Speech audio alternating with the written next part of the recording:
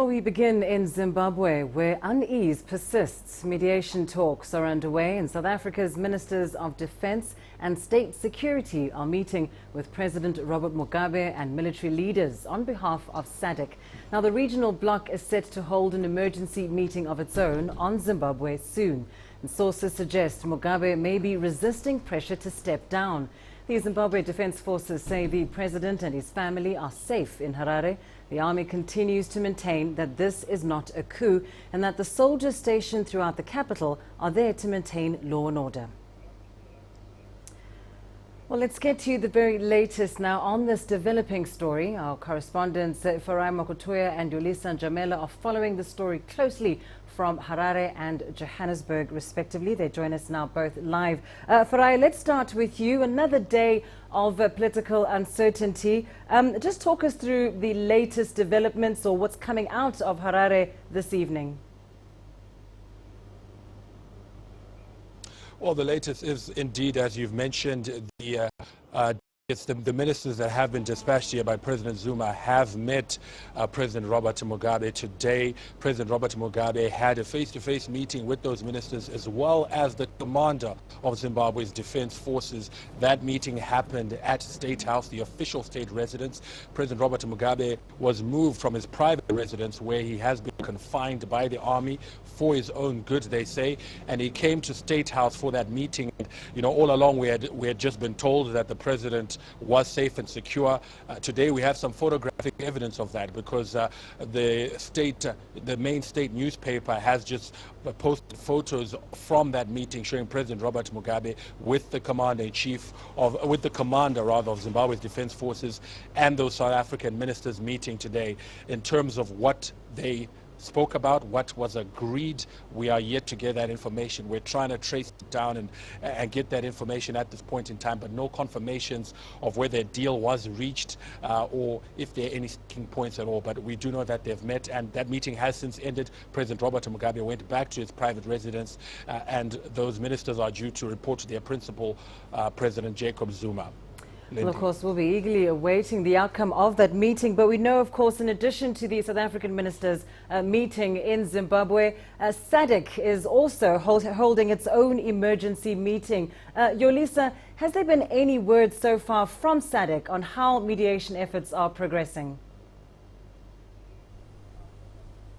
Well, Lindy, we understand that that meeting is actually concluding, or at least by the time we came on air, it was concluding. SADC Troika is very clear, according to the information that we're receiving from Botswana. They want peace and stability in Zimbabwe. They're saying any attempted coup or any coups is simply not acceptable in this region. You'll know that, of course, Zimbabwe will be holding its national general elections in 2018, and SADC Troika is saying if that is if there should be any regime change, it should be by the will of the people. It should be through a ballot and not through a military coup. So that's the information that we're receiving now. The meeting was apparently quite short, Lindy, something that was not expected because it started quite late. In fact, it started some 3 hours ago, but it would seem like even though they are urgent, sensitive matters, they concluded issues very quickly, very much in agreement of what should be achieved moving forward. We understand that a statement will be released soon.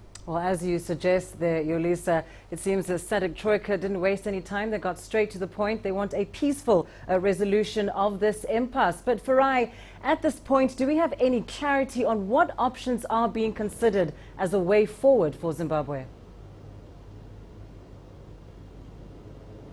Well, there are a couple of options that we've been hearing are on the table. One is for President Robert Mugabe to hand over power to a transitional coalition of sorts that would include both the ruling party as well as the opposition parties. That transitional arrangement would then lead the country until a fresh election can be held. Another option that's also we've heard is also on the table for President Robert Mugabe to, because he still remains the recognized head of state and government by the army, despite this operation option is, they say it's not a military takeover. So another option is for him, to be removed from confinement at his home, to return to his full role as president of the country until the ZANU-PF Congress, which is due next month, and then possibly to hand over power there and allow the ruling party to nominate its next leader, who would then finish off President Robert Mugabe's term until those elections.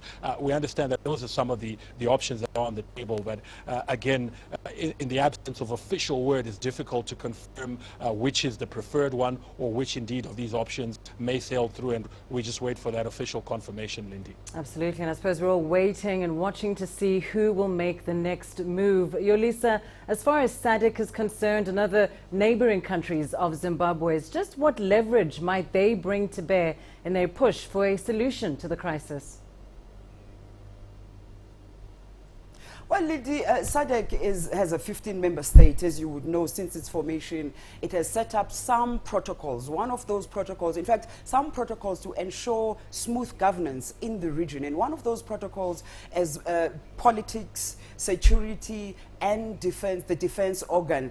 And that is the same organ that went into Lesotho when there was turmoil in that country. In any other form or way, they look for a peaceful transition in any of the countries because they want to ensure peace in the region. While they try by all means to maintain sovereignty, they always push to ensure that there is peace, because then that ensures that there is peace in the whole region. In this case, should Zimbabwe have a bloodless coup, they would take it as a victory for them. In fact, should Zimbabwe go to elections after this whole turmoil that is happening, and it is the will of the people through the ballot, like I mentioned earlier, Lindy, then it would be a victory for this SADC Troika.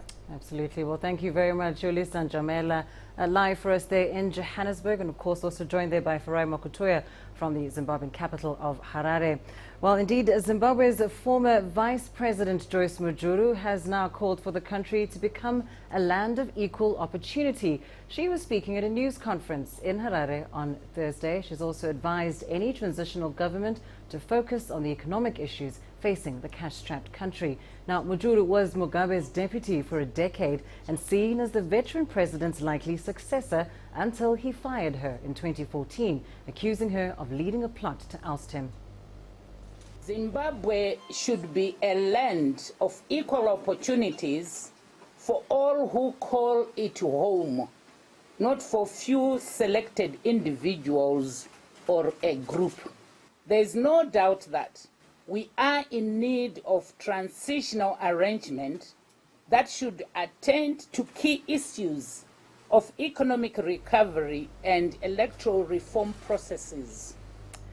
Meanwhile, the country's opposition leader, Morgan Tsvangirai, has also spoken out. He's urged President Mugabe to step down.